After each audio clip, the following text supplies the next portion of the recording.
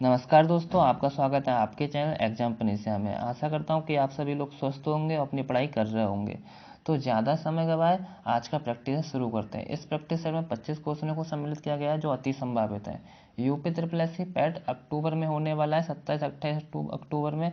उस एग्जाम के लिए ये प्रैक्टिस सेट अति संभावित प्रश्नों से सम्मिलित है। तो आइए शुरू करते हैं आज का प्रैक्टिस सेट। प्रश्न नंबर 1 है, निम्नलिखित में से कौन सी भूमि किसी भी देश के स्वामित्व में नहीं है। इसका मतलब है ऐसा इनमें से इन चार ऑप्शन में ऐसा कौन सा ऑप्शन है जो किसी भी देश का अधिकार नहीं है।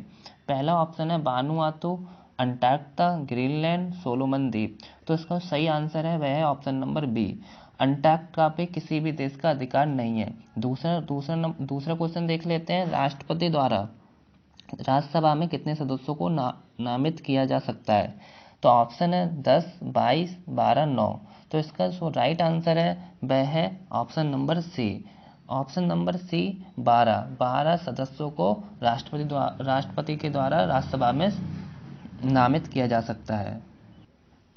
आर्टिकल जो है अनुच्छेद नंबर की अगर हम बात करें तो अनुच्छेद नंबर आपका हो जाएगा 80 आर्टिकल। 80 आर्टिकल में ये बात कही गई है। 80 आर्टिकल क्लॉक 3 में क्या बात कही गई है, राष्ट्रपति द्वारा राज्यसभा में कितने सदस्यों को नामित किया जा सकता है। तो 12 सदस्यों को नामित किया जा सकता है। आइए अगला प्रश्न देख लेते हैं। प्रश्न नंबर 3, निम्न में से कौन सी किताब सरोजिनी नायडू द्वारा लिखित नहीं है। The broken wing, the golden threshold, the golden bird, the bird of time. तो इनमें से जो 3 पुस्तक हैं वो सरोजिनी नायडू द्वारा लिखी गई हैं और एक पुस्तक नहीं लिखी गई है। तो इसका जो सही आंसर है, राइट आंसर है वह है ऑप्शन नंबर सी।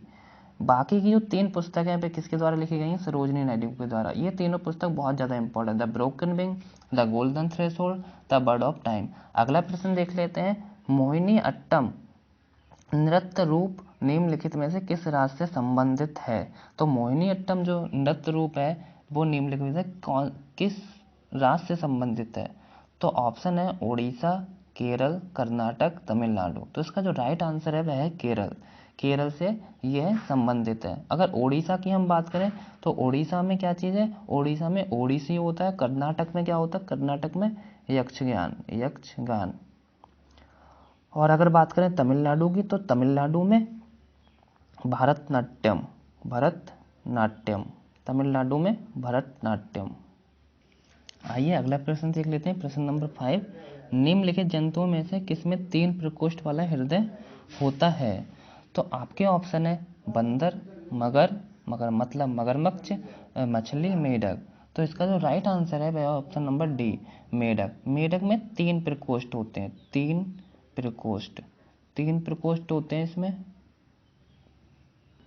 कौन कौन से होते हैं, तो आपके ये 2 तो आलिंद होते हैं, आलिंद, और एक जो होता है वह क्या होता है, निलय। और हम में क्या होते हैं, हम में 2 निलय और 2 आलिंद होते हैं। लेकिन मेढक में क्या होते हैं, 2 आलिंद 1 निलय, इसलिए इसको 3 प्रकोष्ठ वाला हृदय वाला जंतु कहा जाता है। प्रश्न नंबर 6 देख लेते हैं, भारी जल एक है, शीतलक, मंदक, एक प्रकार की औषधि, ईंधन। तो इसका जो राइट आंसर हो जाएगा वह है मंदक की तरह काम करता है भारी जल की अगर बात करें तो इसका सूत्र होता है वो होता है D2O। भारी जल का सूत्र क्या होता है, D2O। ये भी एक इंपॉर्टेंट बात है, आप इसको भी नोट कर लें। अगला प्रश्न देख लेते हैं दोस्तों। प्रश्न नंबर 7, भूक्षरण किसके द्वारा रोका जा सकता है। ऑप्शन है पक्षी, जनसंख्या बढ़ाकर, वनरोपण, वनस्पति हटाकर, अति चराई। तो इसका जो राइट आंसर है वह है ऑप्शन नंबर बी, वन रोपण से हम क्या कर सकते हैं, भूक्षरण को रोक सकते हैं। भूक्षरण क्या है, जब बहुत तेज हवा चलती है खेतों में तो मिट्टी परत दर परत छुटती रहती है, उसी को भूक्षरण कहते हैं। तो अगर हम बहुत सारे पेड़ पौधे लगाएं तो उसको हम रोक सकते हैं। और इसमें जब भूक्षरण होता है और तो इसमें हम क्या कर सकते हैं, यहाँ पे पट्टेदारी खेती कर सकते हैं। इसमें पट्टेदारी खेती की जाती है इसको रोकने के लिए। प्रश्न नंबर 8 देख लेते हैं, आर्थिक सर्वेक्षण किसके द्वारा प्रकाशित करा जाता है। तो ऑप्शन है रिजर्व बैंक ऑफ इंडिया, योजना आयोग, वित्त मंत्रालय, भारतीय सांख्यिकी संस्थान। तो इसका जो राइट आंसर हो जाएगा वो ऑप्शन नंबर सी हो जाएगा। ऑप्शन नंबर सी वित्त मंत्रालय। वित्त मंत्रालय के द्वारा आर्थिक सर्वेक्षण मतलब प्रकाशित किया जाता है। आर्थिक सर्वेक्षण मतलब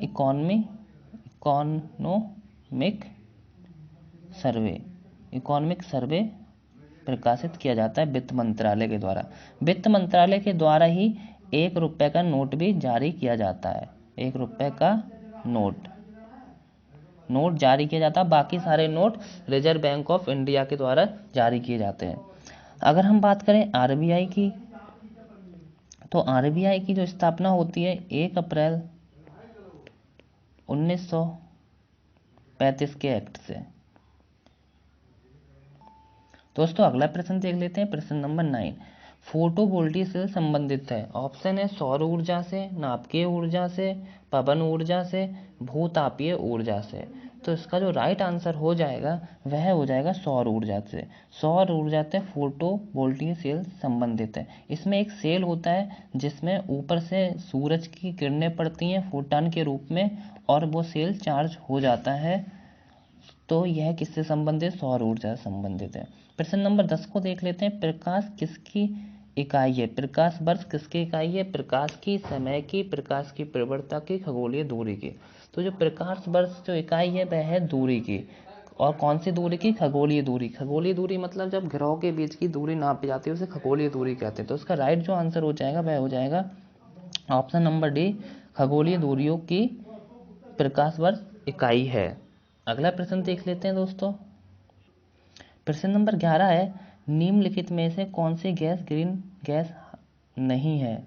ऑप्शन है मीथेन, नाइट्रोजन, जलवाष्प, कार्बन डाइऑक्साइड। तो इसका जो राइट आंसर है वह है nitrogen. Nitrogen gas green house gas नहीं है। बाकी की ये तीनों गैस हैं, कौन सी गैस हैं? ग्रीन हाउस गैस हैं। अगर पूछा जाए कि सबसे ज़्यादा ग्रीन हाउस गैस कौन सी है तो वह होती है जलवाष्प। और अगर पूछा जाए कि सबसे ज़्यादा खतरनाक गैस कौन सी है मतलब, तो वह CO2 है। कौन सी ग्रीन हाउस गैस खतरनाक है मतलब बहुत ज़्यादा खतरनाक है हर चीज़ के लिए, तो वो CO2 है। और जबकि सबसे ज़्यादा ग्रीन हाउस गैस पाई जाती है वह कौन सी है? जलवाष्प। अगला प्रश्न देख लेते हैं दोस्तों।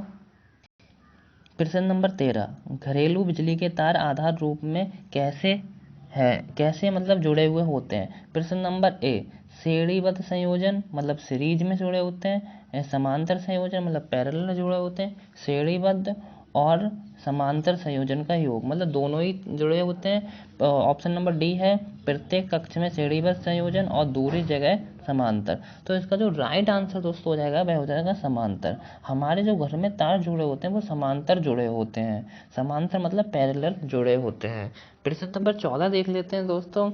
डेसिबल किसे नापने के लिए प्रयोग में लाया जाता है? ऑप्शन है खून में हीमोग्लोबिन, पेशाब में शक्कर, वातावरण में ध्वनि और वायु में कण। तो इसका जो राइट आंसर दोस्तों हो जाएगा ऑप्शन नंबर सी, वातावरण में ध्वनि को नापने के लिए डेसिबल यूज करते हैं।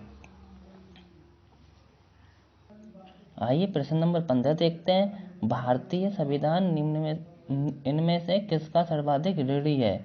मतलब इनमें से सबसे ज़्यादा ऋणी है मतलब सबसे ज़्यादा हमारे भारतीय संविधान में जो चीज़ें किससे ली गई हैं? तो ऑप्शन है स्विट्जरलैंड का संविधान, संयुक्त राज्य अमेरिका का संविधान, भारत शासन अधिनियम 1935, कनाडा का संविधान। तो इसका जो राइट आंसर है वह है ऑप्शन नंबर सी, 1935 भारत शासन अधिनियम। ये भारत शासन अधिनियम ये बहुत ज़्यादा इंपॉर्टेंट है। इसमें सबसे पहली जो बात आती है द्वंद्व शासन मतलब द्वंद्व शासन की यहाँ पे क्या होती है? द्वंद्व शासन की व्यवस्था होती है। और दूसरी यहाँ पे जो बात है वह है कि यहाँ पे अखिल भारतीय संघ की भी स्थापना होती है। अखिल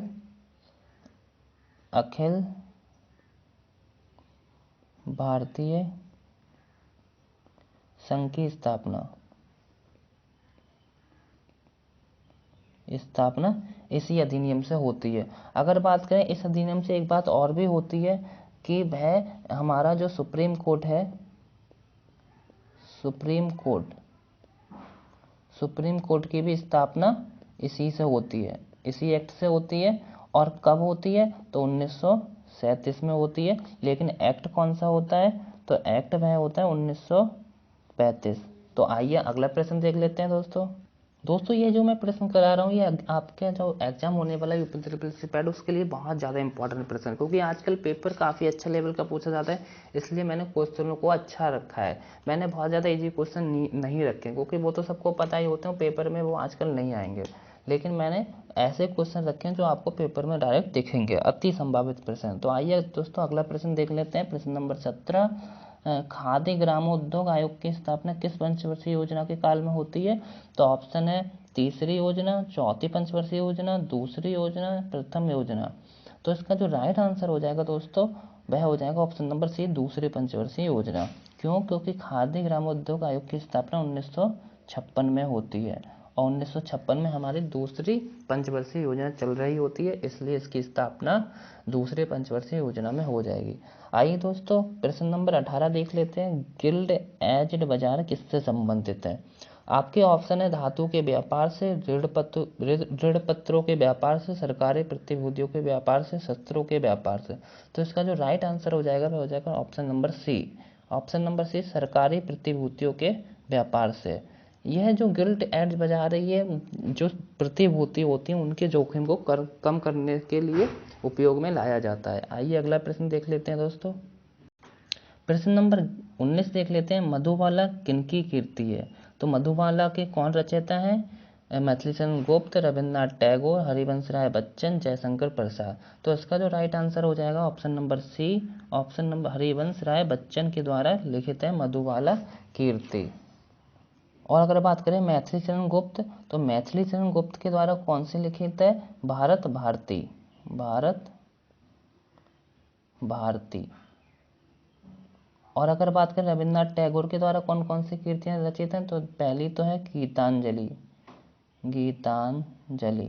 इनको इसके लिए सबसे पहला पुरस्कार मिला था साहित्य के लिए 1913 में। 1913 में क्या मिला था? नोबेल प्राइज मिला था, नोबेल प्राइज। और अगर इनकी बात करें और इनकी कौन सी रचना है, तो वह है चंडालिका। कौन सी है? चंडाल का। यह भी बहुत ज़्यादा इंपॉर्टेंट इनकी रचना है, तो आप इनको नोट कर लीजिए। अगर हम बात करें जयशंकर प्रसाद की, तो कामायनी, कामायनी किसकी है? जयशंकर प्रसाद की। आंसू, आंसू, ये दोनों रचनाएं किसकी हैं? जयशंकर प्रसाद की। आइए दोस्तों अगला प्रश्न देख लेते हैं। प्रश्न नंबर 21 है, जीव विज्ञान नाम किसने दिया? तो आपके ऑप्शन है अरस्तु, लेमार्क, डार्विन, लिनियर। दोस्तों आपको ये ट्राई करिए क्वेश्चन, क्योंकि आप इसको गलत कर सकते हैं, क्योंकि इसलिए कहते हैं आप ध्यान से पढ़िए, इसलिए मैं ऐसे क्वेश्चन लेके आया जो पेपर में बहुत ज़्यादा इंपॉर्टेंट है। तो इसका जो राइट आंसर है वह है, तो इसका जो राइट आंसर हो जाएगा दोस्तों ऑप्शन नंबर बी, लेमार्क द्वारा। जो जीव विज्ञान का नाम दिया गया था लेमार्क, लेकिन जनक, जीव विज्ञान के जो जनक थे, जो जनक किसको कहते हैं जीव विज्ञान के? तो अरस्तु को कहते हैं। अरस्तु को क्या कहते हैं? जनक, अरस्तु, अरस्तु। तो ये दो क्वेश्चन आपको ध्यान रखना है कि नाम किसने दिया था, तो लेमार्क ने दिया था, और अगर जनक पूछे जीव विज्ञान के कौन है, तो अरस्तु। आइए दोस्तों अगला प्रश्न देख लेते हैं। प्रश्न नंबर 22, प्रकृति में सर्वाधिक प्रचुरता में पाया जाने वाला कार्बनिक यौगिक है? Glucose, fructose, sucrose, cellulose. तो इसका राइट आंसर जो हो जाएगा वह हो जाएगा सेलुलोज। सेलुलोज इसका राइट आंसर है। अगर हम शुद्ध सेलुलोज की बात करें तो वह कौन सा है? कपास, जो हमें प्राकृतिक रूप से मिलता है। और सेलुलोज क्या है? एक प्राकृतिक बहुलक है, और कपास सबसे ज़्यादा मिलता है और सेलुलोज है कपास। यह कार्बन यौगिक ऐसा है जो मतलब प्रकृति में सर्वाधिक मात्रा में मिलता है, सेलुलोज। आइए दोस्तों अगला प्रश्न देख लेते हैं। प्रश्न नंबर 23, निम्नलिखित में से किसको मुद्रा की मूर्ति का विस्तृत माप माना जाता है? एक सेकंड रुकिए दोस्तों, पेन चलने लगा। किसको मुद्रा की पूर्ति का माप माना जाता है? तो M1, M2, M3, M4। तो इसका जो राइट आंसर हो जाएगा M3। M3 को क्या माना जाता है? मुद्रा की पूर्ति का विस्तृत माप माना जाता है। प्रश्न नंबर 24 देख लेते हैं। भारत का आर्थिक सर्वेक्षण संबंधित है, आर्थिक सर्वेक्षण किससे संबंधित है दोस्तों? योजना आयोग से, रिजर्व बैंक ऑफ इंडिया से, वित्त मंत्रालय से, वित्त आयोग से। आज ही ये क्वेश्चन करा था दोस्तों, तो आप बताइए इसका राइट आंसर क्या हो जाएगा? वित्त मंत्रालय। ये मैंने रिवीजन के लिए डाला था क्योंकि ये क्वेश्चन बहुत ज़्यादा इंपॉर्टेंट है। वित्त मंत्रालय से क्या संबंध है? आर्थिक सर्वेक्षण। आर्थिक सर्वेक्षण को इंग्लिश में क्या कहते हैं? Economic survey. तो आइए दोस्तों आखिरी क्वेश्चन देख लेते हैं आज का। प्रश्न नंबर 25, भारत में नागरिकता की निम्नलिखित विशेषताओं में कौन सी सही है? ऑप्शन नंबर ए, राज्य तथा राष्ट्र की दोहरी नागरिकता, राज्य की एकल नागरिकता, संपूर्ण भारत की एकल नागरिकता, भारत और देश की दोहरी नागरिकता। तो इसका राइट आंसर दोस्तों हो जाएगा ऑप्शन नंबर सी, संपूर्ण भारत की एकल नागरिकता। तो दोस्तों अगर आपको वीडियो अच्छी लगी तो कमेंट बॉक्स में कमेंट करके हमें ज़रूर बताएं और हमारे चैनल को सब्सक्राइब भी ज़रूर करें, क्योंकि हमें इससे मोटिवेशन मिलता है वीडियो बनाने के लिए। धन्यवाद दोस्तों।